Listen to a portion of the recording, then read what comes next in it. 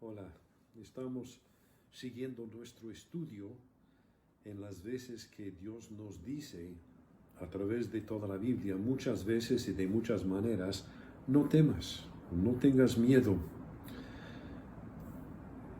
Hemos estado viendo las razones por las que Dios nos dice que no debemos temer o por la que no tenemos que temer, y las circunstancias en las que Dios nos dice, no temas. Hoy estamos en Isaías capítulo 43. Estamos al día 11 de octubre del 2020. Isaías 43, empezando en el versículo 1, leeremos hasta la mitad del versículo 4. Ahora dice Jehová, así dice Jehová, creador tuyo, oh Jacob, y formador tuyo, oh Israel, no temas, porque yo te redimí, te puse nombre, mío eres tú. Cuando pases por las aguas, yo estaré contigo, y si por los ríos, no te anegarán. Cuando pases por el fuego, no te quemarás, ni la llama arderá en ti. Porque yo, Jehová, Dios tuyo, el Santo de Israel, soy tu Salvador. A Egipto he dado por tu rescate, a Etiopía y a Seba por ti.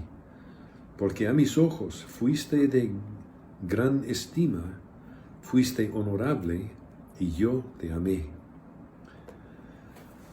Aquí termina la lectura. Vamos a ver en estos versículos qué es lo que Dios nos dice acerca de por qué no debemos temer y en qué circunstancias nos dice estas palabras y cuáles son los resultados en nuestra vida de tener estas palabras de consuelo de parte de nuestro Señor. Dice ahora, así dice Jehová.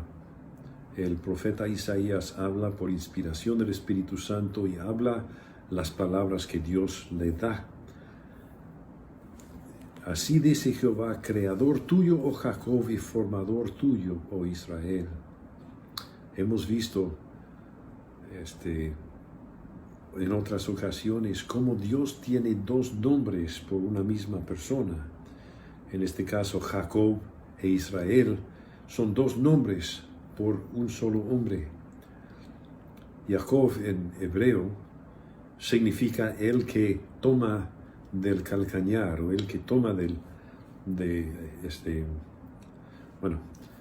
significa el suplantador o en el mexicano diríamos el tranzas. Jacob nació con este nombre, Jacob, y se lo dieron a su nacimiento porque eran gemelos en el vientre de su madre, y los dos muchachos estaban haciendo de lucha libre antes de nacer, y su mamá Rebeca vino a Dios y dijo, ¿por qué tengo que aguantar esto? Y Dios le dijo, es que hay dos naciones en tu vientre, y Dios le prometió, el mayor servirá al menor, es decir, que el menor es el que recibiría las promesas de Dios. Esto lo había dicho Dios antes de que nacieran, pero los dos niños luchaban dentro del vientre de su madre. Al nacer salió Esaú primero, pero Jacob sale después, asido del pie del calcañar de su hermano, como si hubiera querido jalar a su hermano para adentro para que él saliera primero. Es una lucha entre hermanos muy fuerte ahí, ¿verdad? Jacob así era, mostró su carácter por naturaleza en ese momento de nacer y antes, cuando luchaba con su hermano dentro de su mamá. Dios había dicho que las promesas a Abraham se cumplirían a través de Jacob y no de Esaú. De manera que la bendición de Abraham de traer al Salvador al mundo, de ser el pueblo escogido de Dios, pasaría por la descendencia de Jacob. Pero Jacob nació con esto, con esta idea de que él tenía que ver por sí mismo, que él iba a hacer que todo lo que le tocaba le iba a llegar. Y él iba a hacer tranza tras tranza y truco sucio tras otro para ganarse la preeminencia sobre su hermano. Y esto caracterizó toda su vida, y como resultado toda su vida fue un desastre, una cosa tras otra que le sucedía, porque así era él, y él ofendía a todo el mundo y hacía enemigos de su mismo hermano y muchas otras personas. Y no era necesario, porque Dios ya había prometido dar a Jacob todas las bendiciones de Abraham. Sin embargo, así fue Jacob. Hasta los 60 años de edad, Dios le hizo pasar de los 40 a los 60 años, 20 años de obrar en su vida, de formar en él el carácter que era necesario que el príncipe del pueblo de Dios manifestara. Y después de 20 años en que tuvo que huir de su casa porque su hermano lo quería matar por alguna de las tranzas que le había practicado, regresa Jacob, y la noche antes de verse frente a frente con su hermano, que antes lo quería matar, Jacob pasó la noche en oración. La Biblia dice que ahora Dios le ha ido mostrando a Jacob que no era necesario que él luchara, que Dios le iba a dar todo, haga lo que haga Jacob.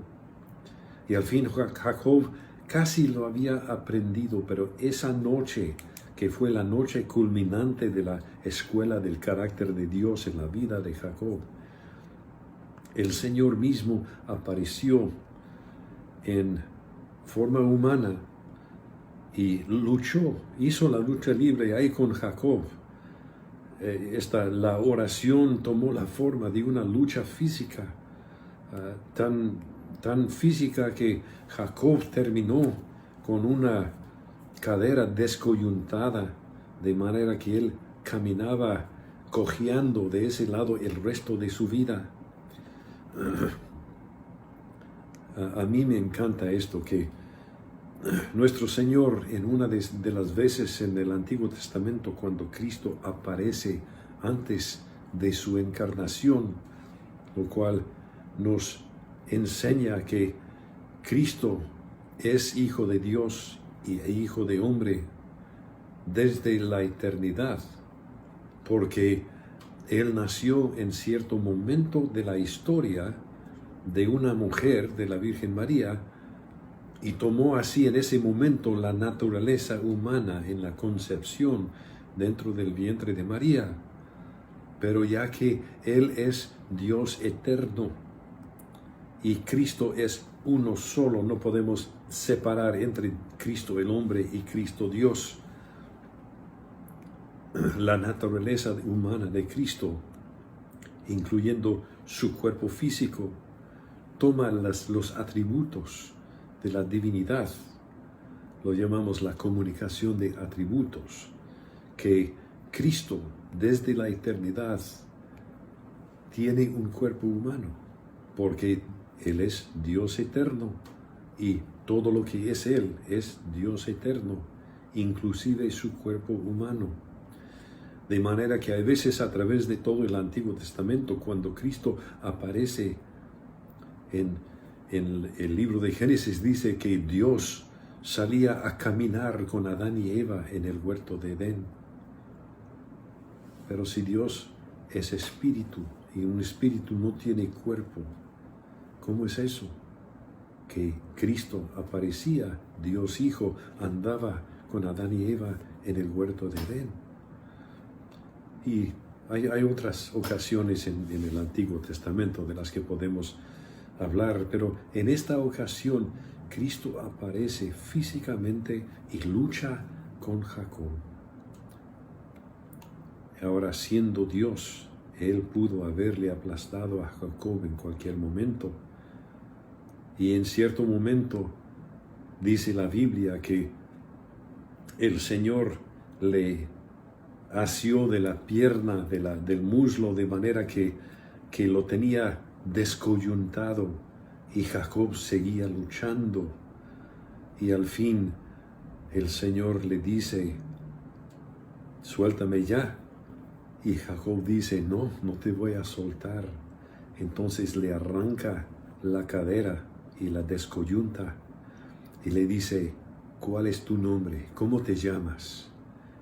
Y le obliga a Jacob a decir: yo soy Jacob, yo soy el tranzas, yo soy el que toma por el calcañar a mi hermano, yo soy el suplantador. Y luego Dios le dice: ya no.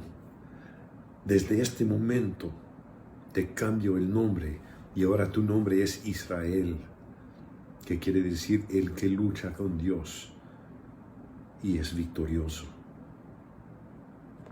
Ahora, ¿cómo ganamos la victoria en una lucha con Dios? ¿Cómo ganamos esa lucha?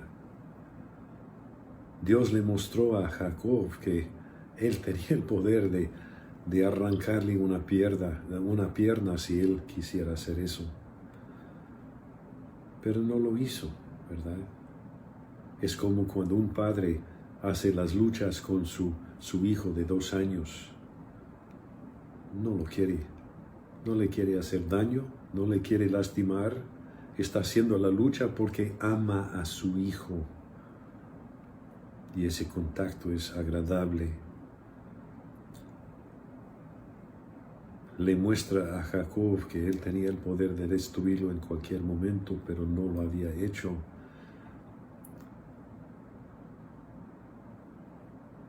Su naturaleza de nacimiento era Jacob, pero el carácter que Dios fue formando en él a través de esos 60 años y el resto de su vida también era Israel. Llegó del suplantador del tranzas a ser el que lucha con Dios y gana. Ganamos la victoria en la lucha con Dios al rendirnos. Así solamente se gana la lucha con Dios.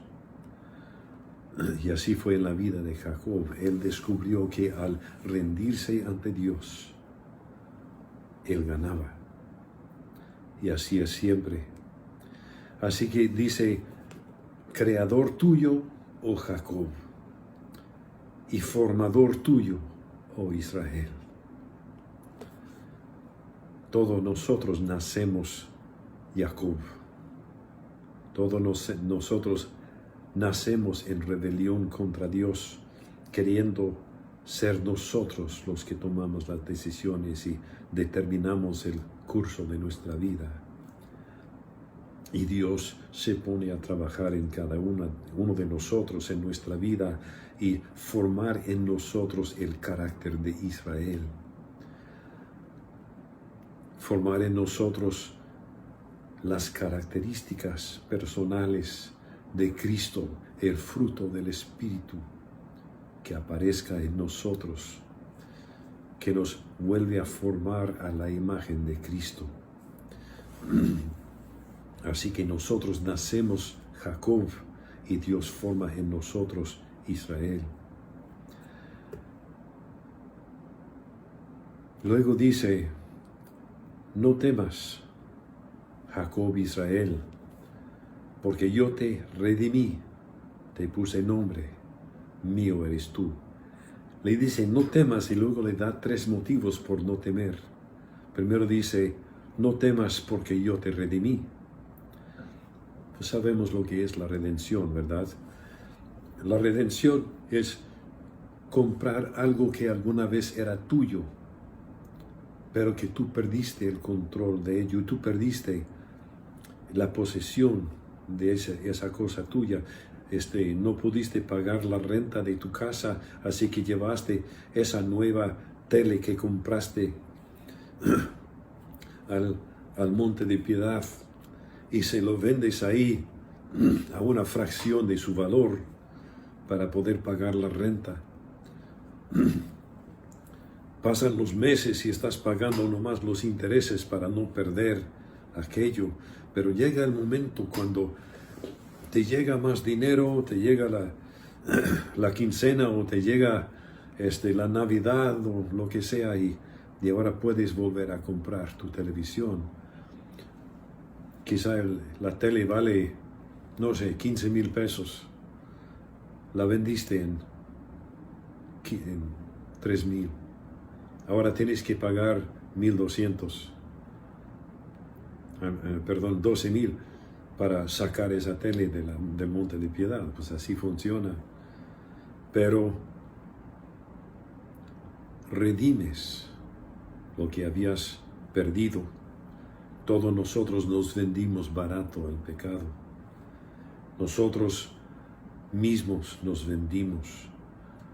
Y ahora Dios nos ha redimido con la sangre de Cristo. Nos ha vuelto a comprar para sí y nos hace una vez más de Él. Nos ha redimido. Y dice, no temas, porque yo te redimí. Segundo nos dice, no temas, porque te puse nombre. En el caso de Israel, de Jacob, Dios le puso este nombre de Israel. En el caso de cada uno de nosotros sucede igual. Dios no nos llama, oye tú, nos llama por nuestro nombre, porque nos conoce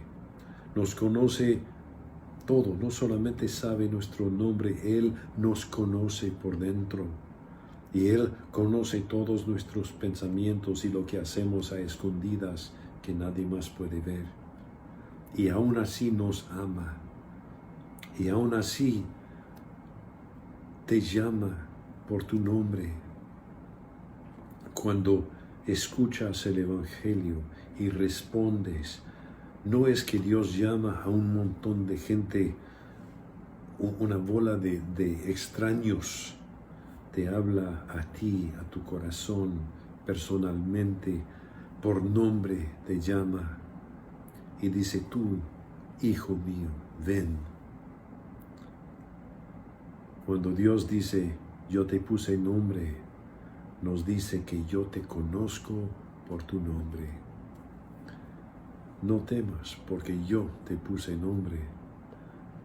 Y luego dice, no temas, porque mío eres tú. Eso de poner nombre es poderoso. Yo tenía alguna vez una camisa de tela de mezclilla que mi esposa había mandado bordar no sé dónde y tenía flores y así era tipo vaquero, ¿verdad? Una camisa que me gustaba mucho, era mi camisa favorita por mucho tiempo, hasta que se me salían los codos por las mangas de la camisa y la tuve que perder, pero tenía mi nombre escrita sobre el bolsillo. Y una vez andábamos, no sé si en San Francisco, Portland, donde estuvimos, pero una ciudad que no era muy conocida. Y ahí andamos cerca del muelle y había mucha gente. Y había un tipo ahí que no sé si pedía limosna o si vendía algo, no me acuerdo, pero pues no me interesa mucho. Así que así pasamos de por donde estaba él con toda la gente. Y después de como 2 metros, alguien me dice, oye, Daniel.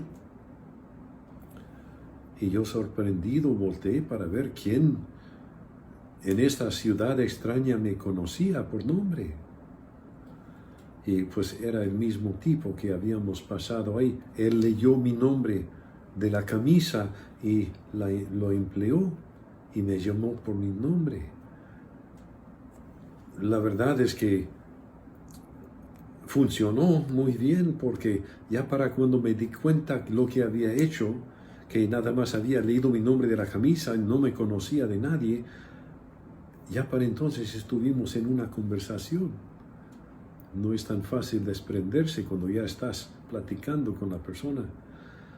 No me acuerdo qué pasó después, pero me he quedado con eso.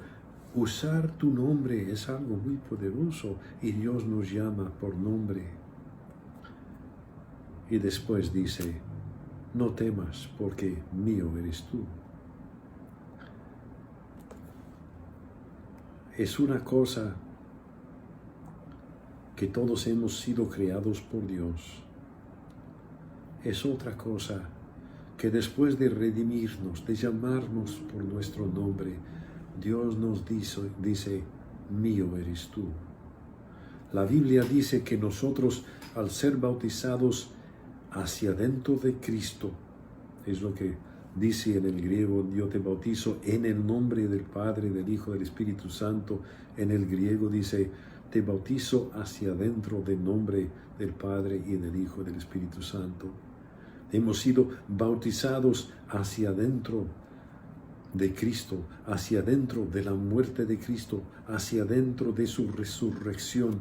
De manera que en el bautismo Dios pone a nosotros en Él y pone su nombre en nosotros. La justicia de Cristo ahora es mía y mi pecado es de Él. Por fe en Cristo que murió por mí. Ahora, si esto es verdad, entonces Dios ha puesto en mí su sello de visto bueno. Me ha declarado limpio, me ha declarado posesión propia de Él. Mío eres tú, me dice. No temas, dice, porque yo soy tu creador, yo soy tu formador, porque yo te redimí, porque yo te he puesto nombre, porque eres mío. Y ahora nos explica las implicaciones para nuestra vida de haber sido creado, formado, redimido y tomado como posesión propia de Él por nuestro mismo nombre.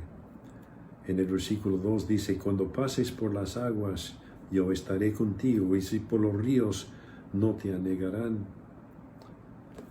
¿Has sentido alguna vez el poder del agua cuando fluye?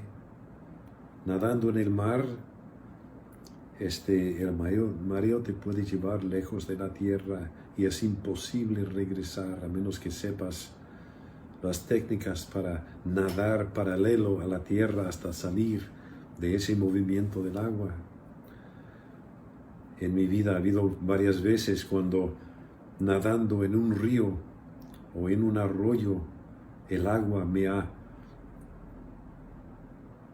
presionado contra un árbol caído y escondido debajo del agua, sumergido en el agua, con sus ramas enredadas, y la presión del agua me presionaba contra aquellas ramas de manera que apenas pude salir antes de que se me acabara el aire. La presión del agua es muy fuerte. Me acuerdo una vez hace años cuando me caí debajo de una catarata y la presión del peso del agua que caía sobre mí aplastaba mi cuerpo contra el fondo, de manera que solamente arrastrándome hacia adelante, poco a poquito, centímetro por centímetro, logré sacarme de debajo de la presión del agua que caía. Otra vez habíamos atravesado un río con un grupo de muchachos y yo fui uno de los primeros en atravesar y dejamos una soga amarrada en un árbol a la orilla de un lado del río y a la otra orilla por los otros muchachos más jóvenes que iban a pasar después al campamento, y arreglamos el campamento esperando a los demás, y algo me dijo que regresara al río y me pusiera el río abajo a unos 30 metros más allá del vado por donde iban a pasar los muchachos. Y todos venían asidos de esa soga, y seguro que después de un rato, uno de los muchachos más jóvenes, en algún momento en medio del río, perdió la soga y se cayó el agua y la torrente del agua lo llevó. Y él traía una mochila en su espalda, de manera que traía una bolsa de dormir adentro. Y eso le servía de flotador por unos 2 minutos y después se llenó de agua también la bolsa de dormir y empezó a funcionar más como ancla que lo llevaba hacia el fondo. Y cuando pasó por donde yo estaba, vi la cara de pánico de este muchacho y logré sacar un ramo de árbol que había caído ahí y le enganché al pasar y lo saqué a la orilla. Gracias a Dios que no lo perdimos en esa vez. Pero la fuerza del agua, la corriente del agua es muy poderosa y te lleva. La corriente de este mundo también tiene mucho poder. Para los muchachos, la aprobación de los amigos, la presión de la sociedad en contra de los cristianos es muy fuerte. De manera que fácilmente te arrastra la corriente de este mundo. Y Dios nos dice, cuando pases por las aguas, no si pases por las aguas, sino cuando pases por las aguas, porque sí las vas a pasar. Yo estaré contigo. Y si por los ríos no te anegarán. Puede que sientas en este momento que la corriente de la tentación y de la presión social y de la persecución están al punto de anegarte, pero no te anegarán, porque Cristo está contigo y no lo permitirá. Puedes confiar en Él, no temas, porque yo te redimí, porque te he puesto nombre, porque mío eres tú. Luego dice, cuando pases por el fuego no te quemarás, ni la llama arderá en ti. Ahora, los 3 muchachos, Sadrach, Mesach y Abednego, en el libro de Daniel, aprendieron esto en sentido más literal posible. Fueron lanzados a la lumbre tan fuerte que hasta los soldados que los echaron adentro fueron quemados y perdieron la vida antes de caer al horno. Pero ellos habían dicho al rey Nabucodonosor, oh rey, nuestro Dios, a quien servimos, puede librarnos de tu mano, y Él nos librará. Pero si no, sepa, oh Dios, que no serviremos tu Dios falso. Y esta es la actitud. Dios es capaz de cambiar las leyes de la física, que son leyes suyas. Él las inventó, Él las puede cambiar cuando le conviene. Ellos salieron del fuego y dice la Biblia que ni olían a humo después porque Dios los protegió. Ha habido muchos cristianos que sí fueron quemados, ¿verdad? Dios es quien decide, pero aún el fuego no te podrá destruir.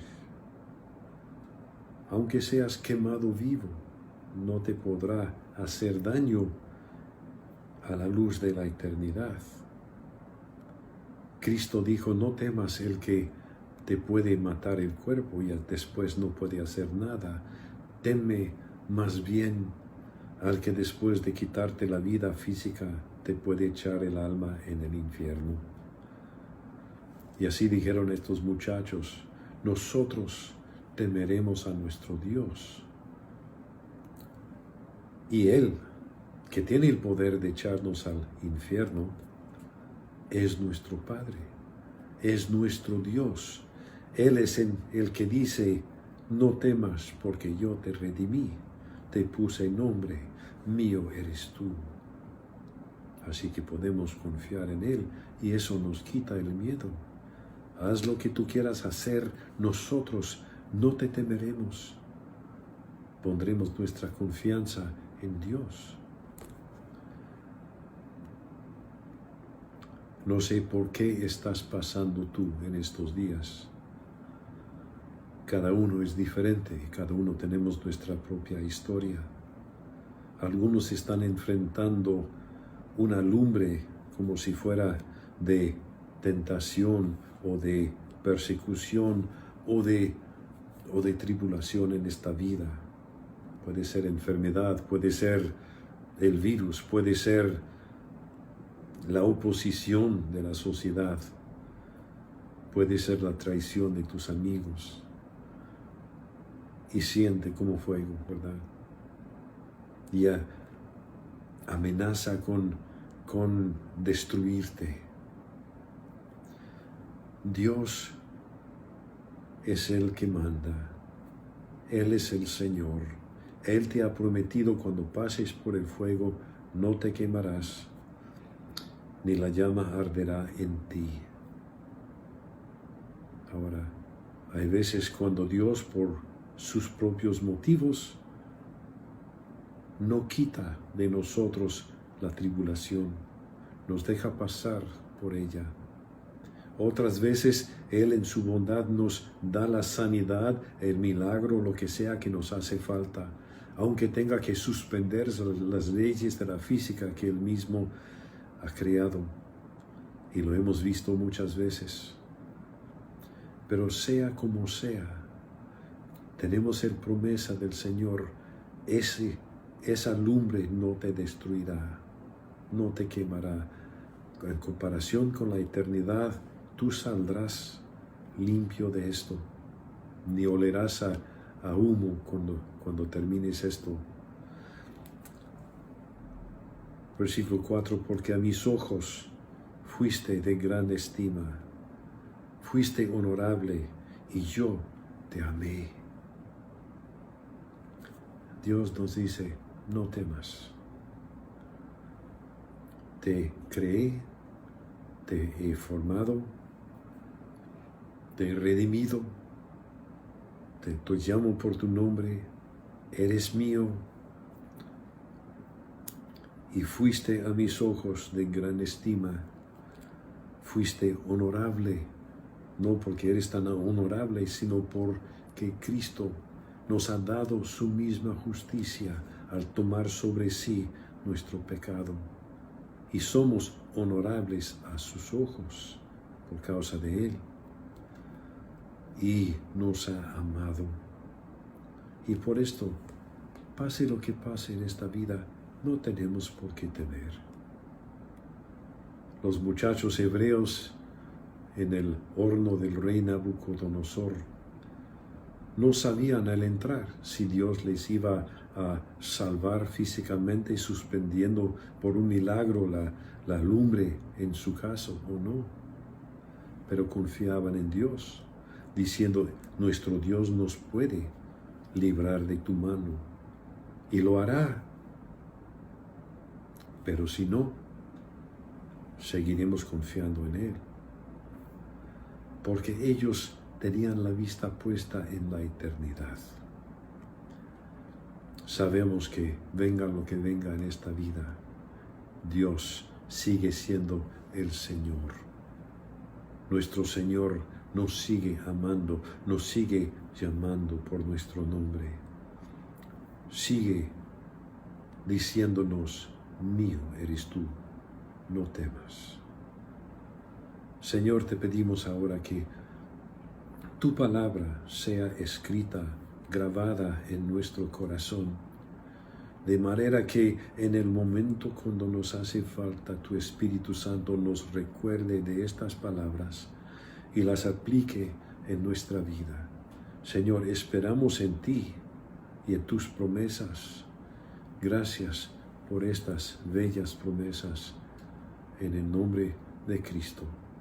Amén.